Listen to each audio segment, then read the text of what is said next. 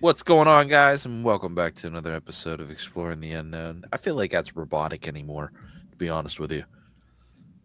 We can switch it up. I just want to be excited. I want to let everybody know that I'm excited. My name is Dustin, I'm Luke. and welcome back to another episode. Today, Luke and I are going to be diving into some Reddit rabbit holes, some stories and encounters that we found on Reddit. So, who wants to go first? I think you should go first. I'm excited to see what you found because you're Okay. excited, so now I'm I'll excited. go. Okay. I'm gonna have to share the screen.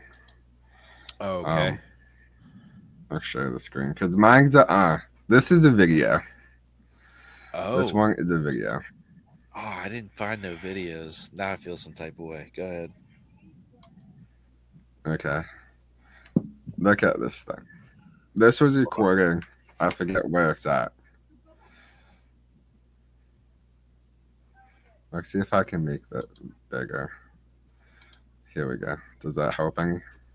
Kinda. Play it again from the beginning.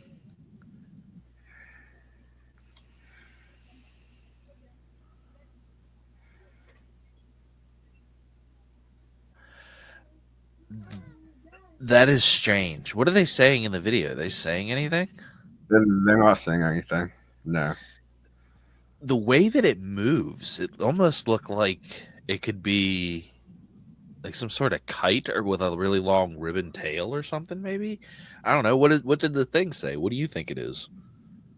Um, it just says look what we've seen. It doesn't really. It says what am I looking at? It doesn't really say What what. am I looking at? Yeah. That is So I weird. found I found it interesting. Well, I'm not on the screens anymore. I noticed. There we go. There we go. Um, the first thing that came to my mind was like atmospheric beast. Yeah, I definitely can see that. That's what I thought at first too, because I've definitely seen things in videos that look similar to that. That one's It's hard to strange say. because It is strange. the way it moves, it like kind of like flows like a little bit. Yeah, yeah. You know what it reminds me of? Like, what's the weirdest thing that you've seen in the sky? Um, I haven't seen that many weird things in the sky. No. Uh-uh. Hmm. Give me 1 second. So you don't think that you've really seen anything that weird in the sky? Nothing like that. No. Uh-uh. What's the weirdest thing I seen in the sky before I really even knew about it was the Starlink satellites. Yeah. When I seen that, I really thought that it was going to be like alien invasion or something. But yeah, that's wild. Put down in the comments, guys. What do you think that is? If you guys are watching this on YouTube, or Yeah. what's the weirdest thing that you've seen in the sky? So what do you have? What did you Okay, find? give me a second. I gotta pull it up here. So I got like 4 stories. So I didn't find any videos or pictures or anything like that. But I do have a few stories. Um this first one's kind of short. I don't know how much I believe it. Uh I can't remember if it was from my post because I put a post on Reddit. I put a post on Reddit, Ask Reddit, and I said, "What is your true paranormal story?" And I had people respond, and this was one of the things. And I think that I've heard other people talk about having experiences with, or like after watching that Exorcist movie. Do you remember the Exorcist, like the original Exorcist movie? Yes, I do. So, have you ever heard anybody having experiences after watching the movie? Yes, but I'm not sure how much I really feel about it. I think it might be like psychological. I think so too. I think we kind of scare ourselves into believing these things are happening while we're, because we're watching a scary movie. But I've definitely heard there's be times where weird things happen. Um, while like the Passion of the Christ, I'm pretty sure there's a lot of weird things that happened while they were filming the movie. So with this one, this person said that they were watching The Exorcist when something completely unexplainable happened. It was the scene where Reagan is undergoing those intense medical exams in the hospital. Everything was quiet, and then out of nowhere, the power strip on the floor started jumping around for 2 or 3 seconds. There was no visible reason for it. No one touched it. No vibrations. No pets. Nothing that could have caused it to move. We stopped the movie immediately. I still got goosebumps thinking about it. Weird things happening during these movies, I think, are caused by us believing that they're happening. Why do you think, what would you think the reason for a power cord to be jumping around like that would be? I don't see any logical reason for it to be jumping around, but then, like, I've never seen one be jumping around. So, I mean, it's interesting that he's having that experience and that during the movie, but I don't see any logical reason for that to be happening. So, I mean, it could be something paranormal. And to be jumping around looks different, but if it's like starts barking or smoking, some other weird stuff like that, that could be easily like explained. Yeah, I think, hold on a second. I'm getting a ton of notifications from the security camera, and it doesn't need to be happening because there's somebody in the living room. It's like, hey, somebody's been spotted. Hey, somebody's been spotted. It's like, okay, I'm glad you're doing your job, but can we stop for a minute? Because it's like every 2 seconds. All right. My phone was going nuts. Um, Whenever I think about it jumping around, I think about like when electrical wires go down, how they'll kind of flail a bit. Wonder if it was like something like that. They could have more power. Yeah, something like that. Something like that. But that one was a short one, just a little bit uh of uh of an experience I thought was kind of weird. I've heard other people talk about experiencing weird things while watching scary movies. But do you want to do your next one?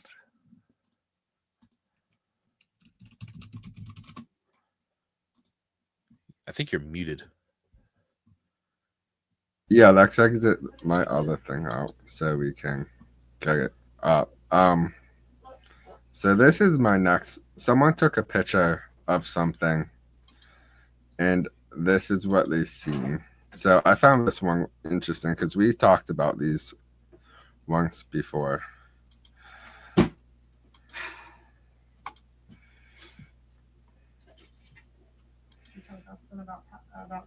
Yeah. Can you see that? I can. Click the sign in box. Click the X on that so it kind of drops out of there.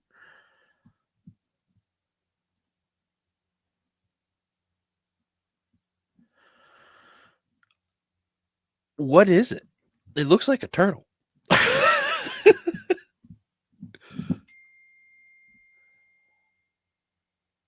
This was captured at Lake Chapman. This Where was is Lake Chapman? at a lake. I'm not sure. Okay. Let me get back. Um, this was taken in 2018, roughly 2019.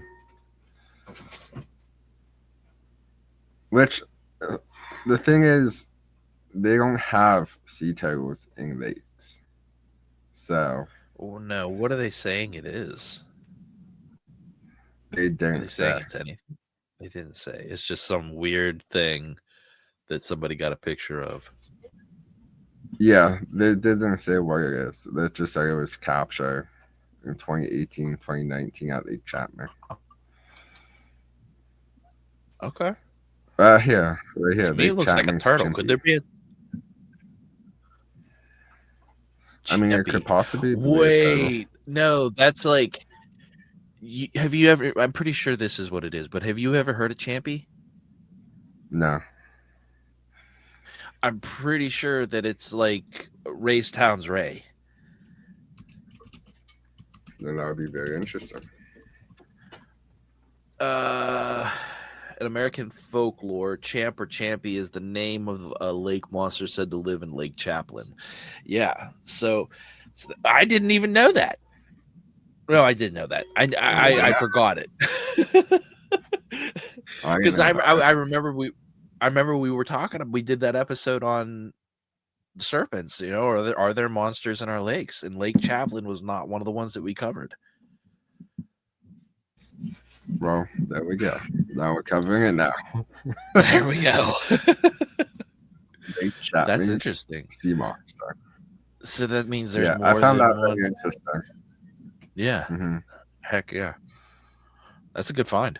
I like that one. Um, did you have any more on that one, or do you want me to go to my next one? You can get to your next one. Okay, so this one, this one is a little bit longer, but it's interesting. So it's called. This is the haunted rental and the stomping at 3 a.m. So this wasn't somebody that or you know what? No, I think they did. This was another comment on my post. But they said it all started in 2003 when my dad found what seemed like an unbelievable deal: a small 2-bedroom, 1-bath house with a detached garage. Rent was only about $300 a month, which was insanely cheap even for that time. That's wild. You're not going to find that anywhere. The landlord gave the standard disclosure: someone had passed away there within the last 5 years. My dad shrugged it off and signed the lease. For the very first week, strange things started happening. We'd hear noises all over the house: drawers opening and closing, doors creaking on their own, and even the bathroom faucet turning on and off. It was like someone else was living there with us. The front door had a weird setup too: a keyhole on both sides, meaning if the house was locked, you couldn't get out without the keys. That's weird. About a week after we moved in, we lost them. Boxes were still everywhere, and my dad, already stressed, started tearing through the place, yelling and accusing me of misplacing them. Then, in the middle of his rant, we heard the keys drop into the living room floor right in front of the couch. They just appeared out of nowhere. My dad froze, picked them up, muttered something under his breath, and then left for work. After that, the keys became a constant theme. Every night, my dad would put them in a glass bowl on top of our old tube TV, and every morning they'd be somewhere else. We once found them shoved into the handle hole of a sealed moving box full of pots and pans. No idea how they got in there. At first, it was just weird. Then things got darker. Most nights around 2 or 3 a.m., we'd hear heavy footsteps pacing up and down the hallway outside our bedrooms. It was so loud that it shook the floor. It was about 8 years, or I was about 8 years old at the time, and one night I snapped. I yelled, "Stop stomping around. I need some sleep." There was silence for about 15 seconds. Then something came running full speed down the hallway and slammed into my door. 3 violent, thunderous knocks in a row. My dad came running out, half asleep, asking if I was okay. I tried to answer, but my whole body was trembling. I felt sick and dizzy. I could barely walk. I ran to the bathroom, but I didn't make it in time. Um, I'm going to skip that part because it gets kind of gross. I was sobbing, shaking, and completely humiliated. He told me, if you ever get scared again, just come sleep in my room. Nothing can hurt you when I'm around. A week later, his girlfriend, who had been staying over more often, got dragged out of her bed by her ankle. She said she woke up as she was being pulled onto the floor and screamed. Whatever it was, let go, and she ran to turn on the lights. After that, my dad sent me to stay with my aunt while he finished packing up the house. He stayed behind alone for a few months. When his friends came to help him move, they all said the same thing. They saw a small white dog through the house. We never owned a dog. Even now, I still wonder if the people living there today experience the same things we did, or if whatever was there finally stopped. That is wild. That's one of my biggest fears is getting dragged off the bed. Same, same. Cause oh man, you want to live in that house? No, I'm good. That I'm No. like, there's some things that I can deal with it, like the moving keys and stuff like that. But like, shit gotta stop when I'm trying to sleep. Like that's where the limit is when it's bothering you while you sleep. I would have left right then and there. I wouldn't have stayed. I wouldn't have went to dad's room. I would have went and slept in the car or something in the front yard by the road. I'm not sleeping in there. Mm-mm, mm-mm. See, that's my fear. Not okay. So I have the fear of getting drug out of bed, but I also have this Mhm. fear of things that I cannot see. If I can't see it, there's a problem. Yeah. See, that was a big. Well, that was my biggest fear is when we bought this house. It's like, what if shit starts happening? Like, what if it's haunted as fuck? And like, there's nothing we can. Okay, buddy, I love you. And there was a small part of me that was like, man, I hope his new house is haunted. Is that terrible? I'm sorry. No, I can deal with like little stuff, like things moving, like footsteps or like stuff like that. And speaking of paranormal situations, we were laying in bed this morning after Chelsea got the call about her grandma, and she's laying there, and I'm laying there, and she's like, "You're scratching my back. Thanks for scratching my back or something like that." And I was like, Uh, "I never scratched your back." Okay, yeah. And I was like, "I never scratched your back," and she's like, "Oh, that's weird." that is weird. I'm Maybe gonna as be a honest. grandma, like coming back to say, "Hey, I'm okay" or something like that. It could have been, yeah. Could have been. I feel a presence at your house. I'm gonna be But nothing honest. bad. No, it's not that bad. But there's two places that it seems to enjoy, or at least kind of stay in, and that's upstairs and in your room, and down in the basement. Yeah, I don't go in the basement very often. Well, if you ever want to go and talk to it, that's where it is. How does that Now, make you this is feel? my final. I mean, I'm okay with it as long as it's nothing Okay. bad. It's nothing bad. Go ahead. Your final. So this is my final thing. Okay. I'll share my screen. So this was taken by Hunter. These were taken by Hunter. So these footprints were found. Whoa.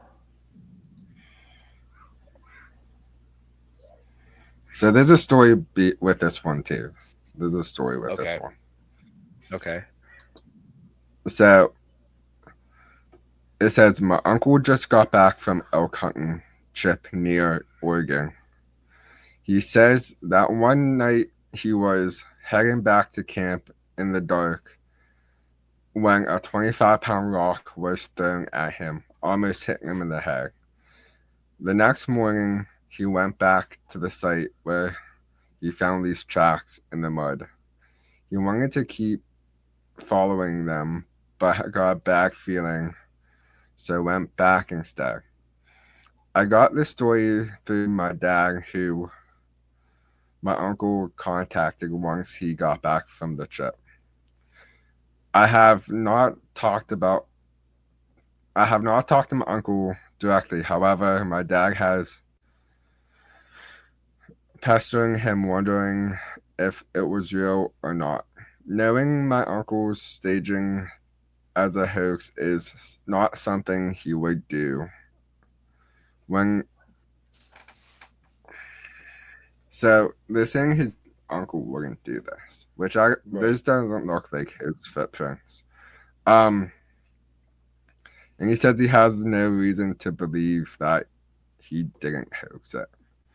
Um, he is about 220 pounds. The guy is his uncle, Mhm. and you can see his footprints in the mud. Of course, I have my own suspicions, as I have not talked to my uncle directly. So these are Bigfoot tracks. Blow it up again. Those are kind of interesting. My only Well, suspicion you can is look here is like you can tell where his footprint is compared to that one. okay. Yeah. But look, it got one, two, three, four, five toes. Right. I'm like looking for inconsistencies and like my thing. The It's toes. hard. Well, not so much the toes, but the distance. The distance between each footstep doesn't seem like. Although, if you're telling me that that what you just showed me is the human, the dude's footprint, then I guess that would be about right. Because didn't they say that uh their strides about 5 feet? Yeah, That's really interesting. You should reach out it to them.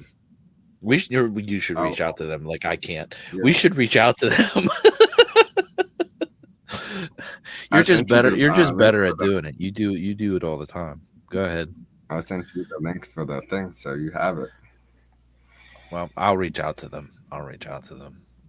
That's cool though.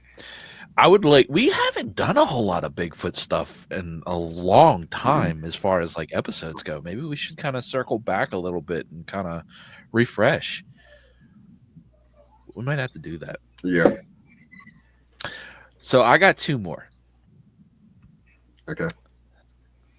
This one actually, you know what? I put all these together yesterday or last night. So Mm-hmm. I was looking at people's posts that like already posted, and then I was looking at people that submitted posts. I think these are all submitted posts. I don't think these are all people that commented on my thing. But this one says, after a few years ago, I house sat for a family that owned an old manor built in the mid 1700s. It was huge, with several additions added over the centuries, and it had one of those deep root cellars far beneath the house, the kind used for storing food before refrigeration. Every time I walked past the door to that cellar, I felt uneasy. I wasn't or it wasn't just nerves. It was this heavy foreboding feeling like something wanted to be left alone down there. I never actually went inside. During my stay, the alarm system in that older section of the house, the part with the cellar, kept going off in the middle of the night. I'd get out of bed, enter the code, silence it, and then it would start again. It happened 7 or 8 times before morning. I figured it was just old wiring or a faulty motion sensor. When the family came back from vacation, I mentioned it to the father. He looked genuinely confused and said that that had never happened before. He added something that made the hair on my neck stand up. All the alarms in that section of the house were motion activated.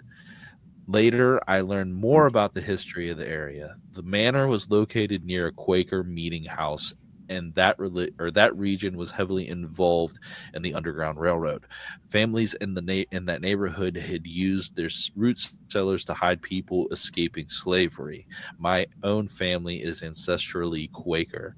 That the family who owned that manor wasn't. To this day, I can't help but wonder who or what was moving in that part of the house that night. Interesting. I wonder if it's like a relative or something, like an ancestor Maybe. of his, since they're both Quaker. That would be interesting. I was thinking like maybe rats or something. Yeah, that too. I was getting more on the paranormal aspects first. Yeah, yeah. I jumped straight to what it logically was. Yeah, But like you said, logic. Yeah. dude, I'm not gonna lie, that thumbs up scared me. What thumbs up? Oh, you didn't see it? I went like this. Mm-mm. I didn't see how it popped up there. Oh, yeah, I see it. I scratched my nose. I wasn't giving a thumbs up, and it popped up, and I seen it, and I thought it was something in the background. I was like, "All right, it's not working for you." Nope. Oh well. Anyways, this last one I got is probably the best one of all of them. To be honest with you, this is a really interesting story, and here it is. It started when I was 5 or 6, around 1988 or 1989. I used to see what I called the Bloody Man walking up and down the stairs in my grandfather's house. I never saw his face. Uh, I never saw his face either because I didn't look at it or because he didn't have one. But I remember his hospital gown, the bloody bandage around his head, and that strange sinking feeling that something about it wasn't right. I wasn't scared though. Maybe I was too young to understand fear, or maybe something about him made me feel like I wasn't supposed to be afraid. Years later, I learned who he was. He was my uncle. Back in 1982, he'd been beaten in the head with a baseball bat. He came home afterward, he went to bed and never woke up. His brain swelled during the night, and he died a few days later in the hospital. I wasn't. Well, that doesn't make any sense. Oh, no, it does make sense. Maybe he's like in a coma. I wasn't even born yet. I came along in December of 1983. I saw the bloody man somewhere between 15 and 13 times before my mom and I moved out. Years later, around age 12 or 13, we moved back into that same house. I never saw him again, but the house wasn't quiet. One afternoon, I was showing my little sister how to play Sonic the Hedgehog. As I was explaining it, a woman's voice said my sister's name, clear as day. My sister jumped up, thinking it was our mom calling, but I froze. It wasn't our mom's voice. It was our grandmother's, who had been dead for 10 years. Even worse, the voice hadn't come from downstairs. It came from right beside the bed. When we told our mom, she said she'd been washing dishes and hadn't called us. My sister looked shaken and said she didn't like the bloody man on the stairs. That stopped me cold. She was 5, the same age I'd been when I used to see him. We compared notes, and it was clear she had been seeing the exact same thing, even though I never told her about it. After that, things got louder. Every time I had friends sleep over, my bedroom door would start shaking violently, followed by clawing sounds down the wood. We'd open it mid shake, no one there. It happened so often we got used to huddling in the corner waiting for it to stop. Between me, my sister, and 3 friends, that made 5 witnesses. When my mom finally sold the house, she said she just wanted to move on from the bad memories. Then she admitted something that still gives me chills. My grandfather, who'd been in a wheelchair by then, had started saying, "Your brother's still here," every night, up and down those damn stairs, up and down, up and down. He was talking about his son, the bloody man. Years later, after we moved away, the man who bought the house ran into my living uncle at a gym. He told him what the hell is in that house. Me, my wife, and my kids keep seeing someone walking around. When I later met that family's youngest son, he told me they'd see a man behind them in mirrors throughout the house. Once they removed the mirrors, it stopped. That's 3 people in my family, 3 of my friends, and 4 people from another family, all seeing the same thing. To this day, I'd give anything to understand what really happened in that house. That's wow. I cannot. That is I'd wild. be terrified if I see a white man. Better than a figure if he's body. Nothing. See, that's remember when we were talking to Amy and we had Mm-hmm. asked her, I think we asked her like what she sees. one of my fears is like if I start tapping into that stuff or being more attuned with it or whatever, I don't want to see the like. Don't show me how you died. Don't show me like what you looked like when you died, because I couldn't handle it. Yeah, no, I agree. No freaking way. But that's all the ones that That I was have. we should reach out to that. We should reach out to that guy. Okay.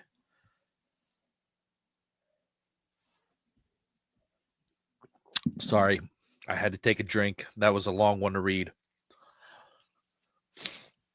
If you You're good. missed it, as I say, if you're on Spotify and you missed it, I poured half of it down my face the first time I brought it to my mouth.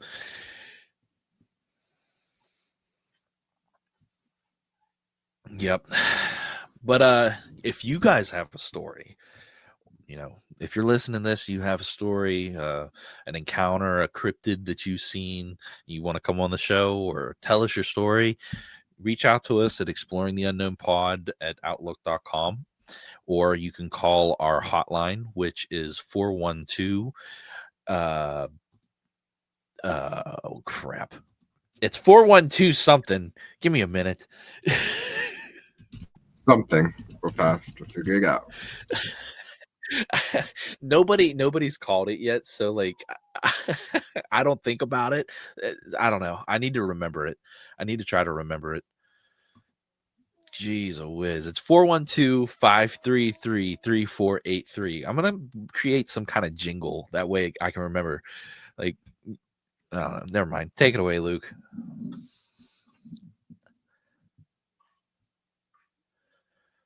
Thank you guys for listening to another episode of the Explaining the Unknown. This episode was fun digging into Reddit and the crazy stuff they have on there. You had a lot of good stories. Thank you. I think it's time to spin the wheel. It is time to spin the wheel. And, if you're listening from Reddit and that was your story, thank you for submitting your story. We like whenever we hear from, our viewers and kind of bring something new to the table. We got a problem. Yes, You forgot we do. to save it. We got a problem. I did. So there's nothing on it. There's nothing on the wheel. What are we gonna do, Luke? What's next episode? Next, since I went to Moundsville yesterday, let's do penitentiaries and Okay. jails. Okay, that's good. We'll do that. Until next time, everybody. Keep exploring the unknown. See you guys.